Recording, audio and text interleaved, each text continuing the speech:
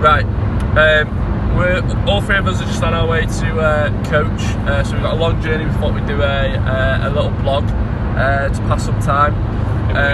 So we're just going to talk a little bit about the new rules that have come into place with the FA and EFL. About the new rules about having no under 6 teams, none of this under 5 elite stuff that has currently been published. Is it going to be able to do? Yeah. No, they'll be fine. For the under 5s at Man City. So, what do you boys think about that? Do you know anything about what's just happened and stuff?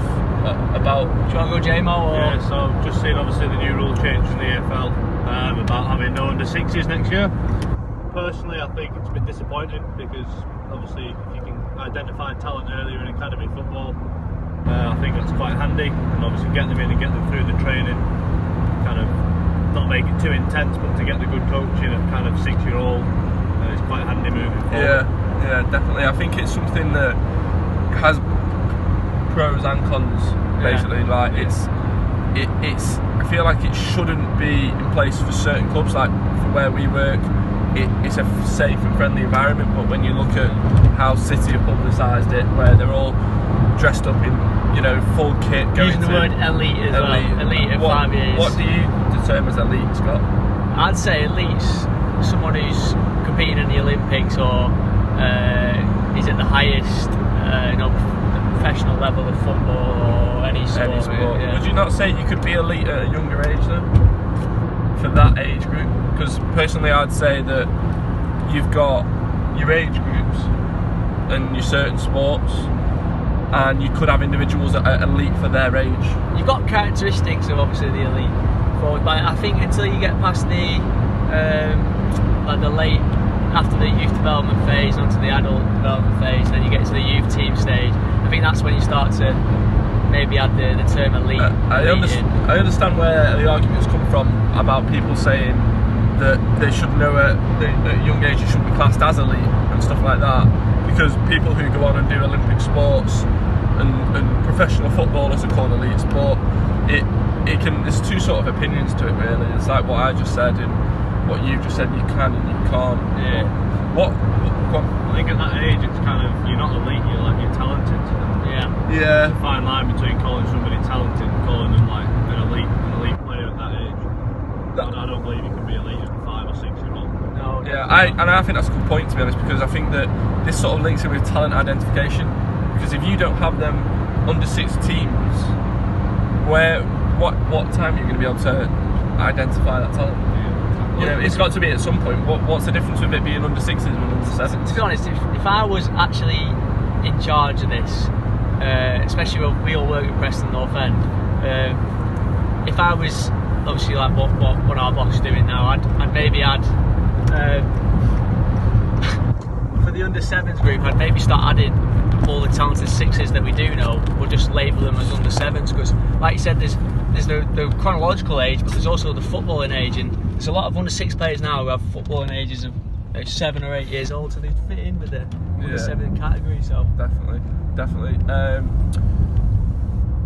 Anything else? I think it's a difficult one because obviously you can get kids at kind of under 6s now that are playing up in under 7s and are kind of dominating the under 7 age group, definitely. So it's difficult. Obviously an example we've got at Preston, I can't name names, but Ollie. Yeah. You've not named his last name, but Ollie. Got Ollie at Preston, who's obviously an under 6, playing a year up in the under 7s and kind of dominating physically and also technically. So it's one of them. It's a shame that we can't do it from next year, but it is what it is, and we have to deal with it. Go on. I was going to say, have you got something to add to that? Because I've got a question for you. I was going to say that another thing is about development as well. Some players develop at different rates. So, sorry, lost my voice. One thing I was going to say was players develop at different rates. So, by them starting at under 6s, okay, they might not be fully developed, obviously, because they're under 6s, but by starting at that point, they're having that room for error and then being able to develop. So by under rates, they might already be developed that extra 2 years. But if you're starting them at under 7/8, they're then going to be developing it, like 9 or 10.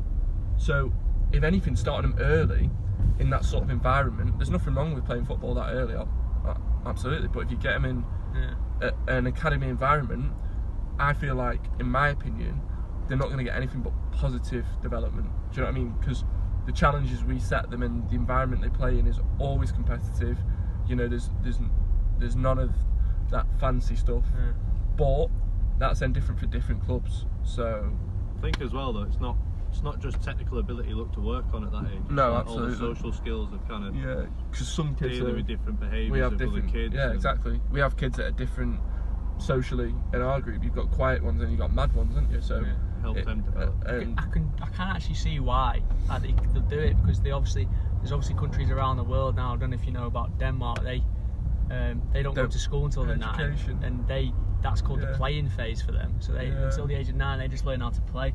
They don't do any like major sports or any football like that. They're deemed as they're deemed as one of the happiest places in the world for like.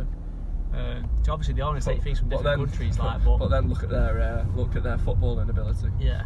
So, like, look at their international team. Not in a bad way, but maybe one way that their international team or their standard of football over there isn't the greatest is because of that playing phase. So it has different effects. You know, there's benefits to that and there's cons to that. So there's pros and cons for everything. It's just how